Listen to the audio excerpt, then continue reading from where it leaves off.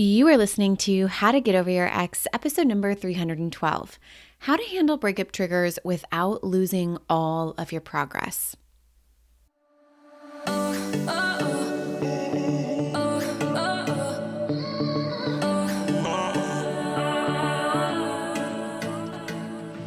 Welcome to How to Get Over Your Ex, a podcast on getting over your ex without it just taking time. I'm your host, breakup coach Dorothy. Let's turn your pain into power and your heartbreak into happy.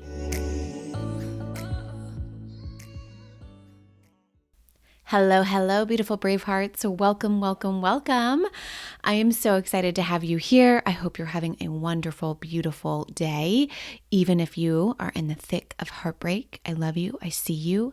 You are supported. You are loved. You matter in this world. So let's chat. Let's get started. I want to talk all about how all of the healing you've ever done matters, okay? I coach a lot of people. I've been doing this for a very long time, and a common pattern or thing that happens over and over, I see this with all my brave hearts, is that I see it again and again throughout the history of my coaching. I see my clients do so much healing, so much progress. They're feeling great about themselves. They reduce desire and attachment for their ex. They aren't thinking about their ex or worrying about the future. And sometimes they're even dating and really enjoying themselves.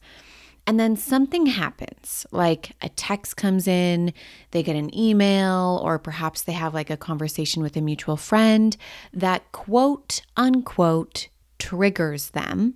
Do I say quote, triggers, unquote?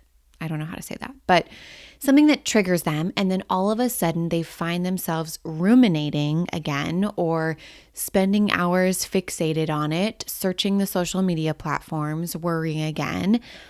And they think to themselves, I'm not as healed as I thought I was, or I'm not as good as I thought I was. Now, this specific situation or scenario happened to one of my brave hearts inside of the Get Over Your Ex program last week.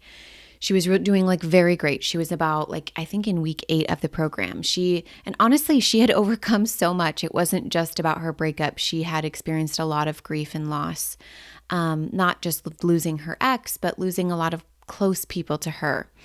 And in spite of all of that loss, she was doing very good. She was feeling good about herself. She was processing her necessary pain while staying out of the optional pain, really showing up for herself in ways that she knew how. She had made a lot of mindset shifts, and she was even dating someone new and feeling really good about it. And all of a sudden, she gets this email from her ex, and it was very jarring. She had to take a moment, and she found herself ruminating and spiraling again more than she would have wanted to be, right? Now, she came to me for coaching, which is yes, obviously perfect. And she mentioned that it felt like all of her healing that she had done was kind of out the window. She thought she was doing so well, and now she wasn't. She felt like all the work she put in wasn't working. And I know we can all resonate with this, right? Even if you've never experienced a breakup, we understand what this feels like. You put in all this work on your money mindset, and then you get one bill that just sets you off, and you're like, what? I thought I've been working on this.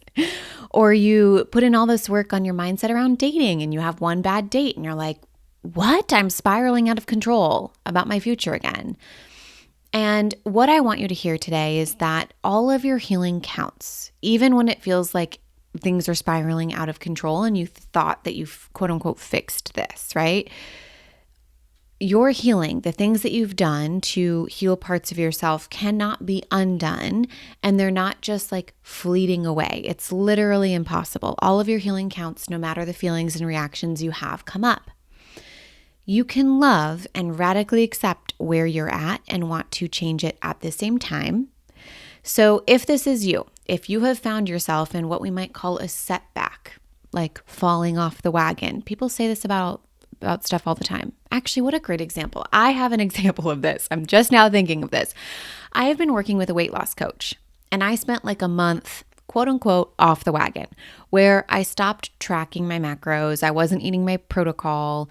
I didn't get to the gym. I was dealing with sickness in our household, no childcare, trying to just keep up with work. It felt impossible. But I did not call that scenario off the wagon. I didn't say that I had fallen off the wagon. I didn't say, oh my God, all the work that I've done is now gone. I didn't beat myself up on the fact that I fell, quote unquote, off the wagon or think I should quit because I had a month off, nor did I say I wasn't going to get the body or the strength that I want because I had a whole month off. Okay. It was just time to be like, this is not how I had expected this to go. I need to make one small tweak at this time to make it more sustainable through ups and downs of my life. I realized in that moment there was a gap between what I was doing and where I wanted to be. Like what was happening is not something that was sustainable with my life. And I want my health and my fitness goals to like work within my life, which is going to contain illness and no childcare from time to time. So I need and wanted to figure out when life is busy, how do I stay committed to those things while also allowing myself like room to breathe? So same thing here when it comes to getting over your ex, building your bigger and better life. This specific Braveheart can acknowledge the response that she had was not the response she wanted. And that's okay. It doesn't mean she's not over her ex or won't ever be. It doesn't mean she should just quit or that all the work that she's done so far was for nothing. It simply means there's a gap between where we want to be and where we are. And now we get to solve for that, making small tweaks that make it more sustainable. So for her, the main problem was how much she was thinking about her ex.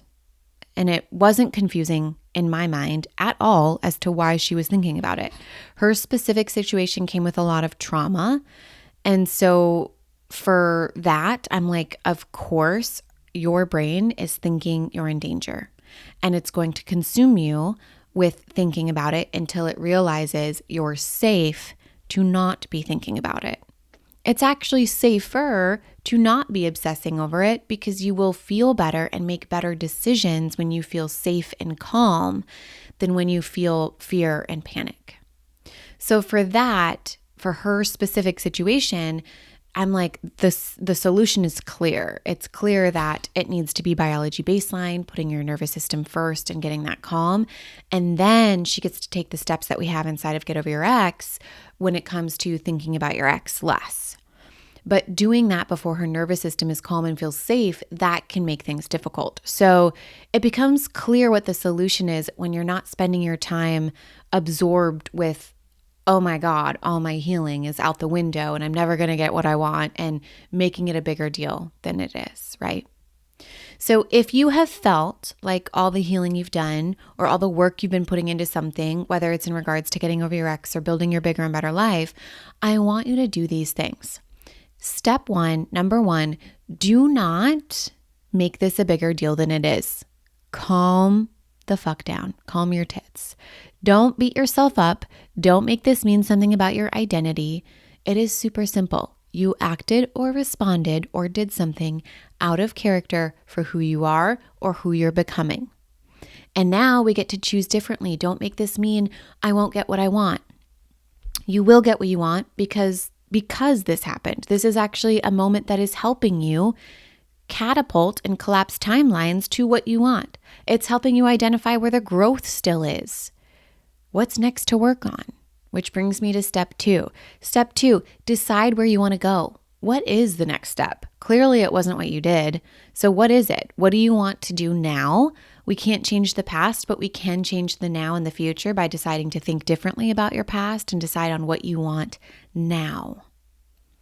And step three, what is the small tweak that you can make now for the next week? Take it 1 week at a time with your tweaks and changes. Make them sustainable. Make it something that can last with the ups and downs of your life situation.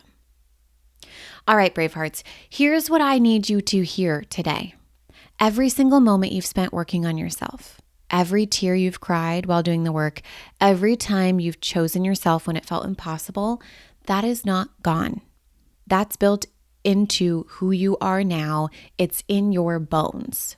You didn't lose your progress. You just found your next edge. And that's exactly what's supposed to happen, because getting over your ex and building your bigger and better life isn't about perfection. It is about your evolution. It's about becoming someone who knows how to meet themselves with compassion when things feel hard and then make the next right move anyways. So the version of you who's listening right now, she's already different from the version who started this journey. And you can't unsee what you've seen. You can't unknow what you know. The healing is permanent. The wobbles are temporary. So if you're ready to stop doing this alone, if you're ready to have someone in your corner who knows exactly how to help you close that gap between where you are and where you want to be, I want to see you inside of the Get Over Your Ex program. That is where I can help you the most.